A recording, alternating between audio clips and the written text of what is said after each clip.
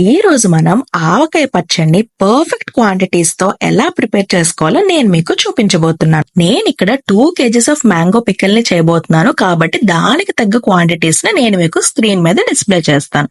ముందుగా మార్కెట్ నుంచి perfect size లో మినిమం ఈ సైజ్ లో కొట్టించుకోండి. మామిడికాయ ముక్కల్ని ఒక పొడిగుట్ట తీసుకుని ముక్కలన్నిటిని కూడా నీట్ గా తుడుచుకోవాలి.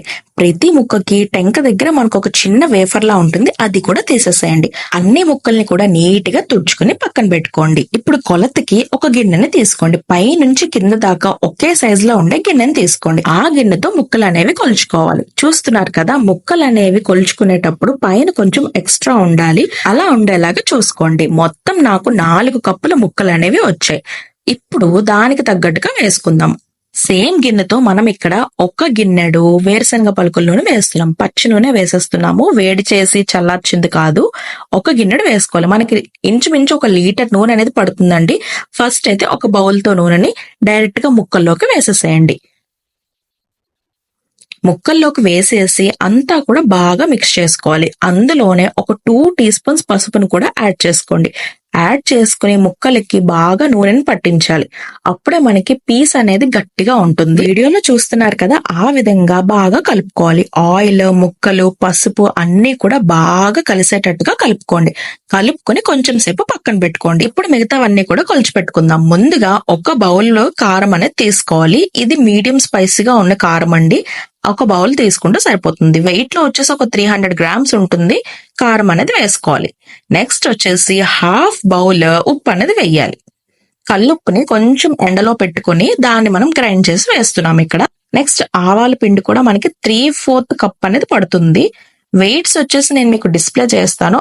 వెయిట్స్ లో ఆ విధంగా కూడా మీరు వేసుకోవచ్చు. నెక్స్ట్ మెంతుల పొడి కూడా ఒక 2 టేబుల్ స్పూన్స్ వేస్తే సరిపోతుంది మనకి. వేసేసి అందులోనే మనకి కావాల్సినన్ని ఒక 100 to 200 గ్రామ్స్ వెల్లుల్లిపాయలు వేసుకోవచ్చు. నాకైతే కొంచెం బాగా వెల్లుల్లిపాయలు ఉంటే ఇష్టం కాబట్టి నేను ఒక 200 గ్రామ్స్ దాకా వేసేసాను. అంతా కూడా బాగా కలిపేసుకోండి.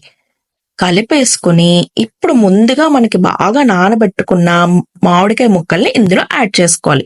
కొంచెం కొంచెంగా యాడ్ చేసుకుని అంతా కూడా వేసేసి లాస్ట్ లో నూనెని కూడా వేసేసేయండి. అంతా కలుపుకున్నాక నేను ముందుగానే చెప్పాను కదా మీకు, నూనె అనేది మనకి 1 లీటర్ దాకా పడుతుంది. ఫస్ట్ బౌల్ యాడ్ చేశాక ఇంకొక హాఫ్ బౌల్ వేసుకోవచ్చు. వేసుకుని బాగా కలిపేసేయండి. 3 days పాటు మనకు నానాక ఒకవేళ మనకి ఎక్స్ట్రా ఉప్పు గాని కారం కానీ ఆయిల్ కానీ పడుతుందంటే మనం అప్పుడు యాడ్ చేసుకోవచ్చు. చూస్తున్నారు కదా, 3 days తర్వాత పచ్చడి అనేది ఇలా ఉందండి. పర్ఫెక్ట్ గా టేస్ట్ అయితే మాత్రం చాలా చాలా బాగుంది. నాకైతే అన్ని పర్ఫెక్ట్ గా సరిపోయాయి. ఎక్స్ట్రాగా అయితే నేను ఏమి కూడా యాడ్ చేయలేదండి. అన్ని కూడా సరిపోయాయి కాబట్టి పచ్చడి బాగా ఊరిపోయింది కాబట్టి ఇప్పుడు గ్లాస్ జార్ లోకి ట్రాన్స్ఫర్ చేసేసుకుందాం. లేదంటే మీరు ట్రెడిషనల్ గా ఉండే పచ్చడి జాడీలోకైనా సరే ట్రాన్స్ఫర్ చేసుకోవచ్చు. రెసిపీ చూసారు కదా, ఎలా అనిపించింది? తప్పకుండా ట్రై చేయండి. వీడియో నచ్చినట్లయితే ఛానల్ ని సబ్స్క్రైబ్ చేసుకోండి. ఒక లైక్ కూడా చేయండి. బాయ్.